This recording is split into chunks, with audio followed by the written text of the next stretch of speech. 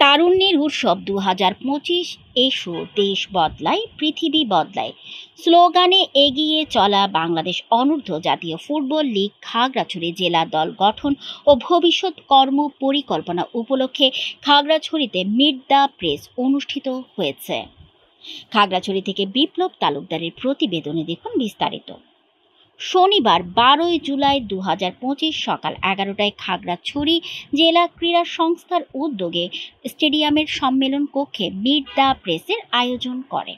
এতে খাগড়াছড়ি জেলা ক্রীড়া সংস্থার এডহক কমিটির সদস্য সচিব হারুন অর রশিদ, এডহক কমিটির সদস্য নজরুল ইসলাম, শাহরিয়ার ইউনুস, রূপায়ণ ত্রিপুরা, এডহক কমিটির সদস্য ও ফুটবল কোচ জ্যোতিষ বসু ত্রিপুরা, মাদল বড়ুয়া সহ কর্মকর্তারা বক্তব্য রাখেন।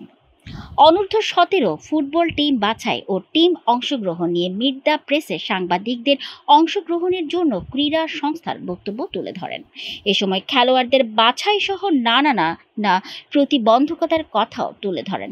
এ সময় ভবিষ্যৎ পরিকল্পনার মধ্যে আগামী সেপ্টেম্বর মাসে প্রথম বিভাগ ফুটবল লীগ, অক্টোবর মাসে জেলা প্রশাসক গোল্ড কাপ ফুটবল টুর্নামেন্ট, নভেম্বরে জেলা প্রশাসক টি-20 ক্রিকেট টুর্নামেন্ট, ডিসেম্বর মাসে প্রথম বিভাগ ক্রিকেট লিগের কথা জানান আয়োজকরা।